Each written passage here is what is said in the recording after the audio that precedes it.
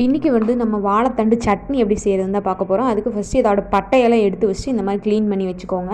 Next வந்து இந்த மாதிரி ரவுண்டாக நீங்கள் ஸ்லைஸாக கட் பண்ணும்போது இந்த நார் வந்து தனியாக வந்துடும். அதை வந்து இப்படி கையில் விரல் வச்சு இப்படி சுற்றி எடுத்திங்கன்னா தனியாக வந்துடும். ஸோ நீங்கள் வந்து சிரமப்பட தேவையில்லை. அதுக்கப்புறம் இந்த மாதிரி பீஸாக கட் பண்ணி அரிசி கழுவுன தண்ணியில் போடுங்க. இல்லைன்னா வந்து பிளாக் ஆகிடும், அதோட டேஸ்ட் கொஞ்சம் மாறிடும். இல்லைன்னா நார்மல் தண்ணியில் கூட போட்டு வச்சுட்டு இப்படி சுற்றுனீங்கன்னா அதோட நார் வந்து தனியாக வந்துடும். ஸோ அதுக்கப்புறம் அந்த பீஸாக கட் பண்ணதை தனியாக எடுத்துகிட்டு ஒரு 10 நிமிஷம் போல் எண்ணெயில் விட்டு நல்லா வணக்கிக்கோங்க. அதுக்கப்புறம் தாளிப்புக்கு நிலக்கடலை பருப்பு, பச்சைக்கடலை பருப்பு, உளுந்து, கடுகு, கொஞ்சோண்டு புளி, வரமிளகாய், பூண்டு, வந்து இஞ்சி இதெல்லாம் ஃபஸ்ட்டு எல்லாத்தையும் ஒட்டுக்காக போடாமல் கடுகையும் அந்த உளுந்தம் பருப்பையும் மட்டும் லாஸ்ட்டாக போடுங்க. ஏன்னா கடுகு தெறிக்கும். புளி, பூண்டு, இஞ்சி எல்லாத்தையும் ஒட்டுக்காக போட்டு தாளிச்சிட்டு எல்லாத்தையும் நல்லா மைய அரைச்சி எடுத்துக்கோங்க. அரைச்சி எடுத்துகிட்டு கடுகு போட்டு கருவேப்பிலை போட்டு தாளிச்சிங்கன்னா அவ்வளோதான், டேஸ்டியான வாழைத்தண்டு சட்னி ரெடி.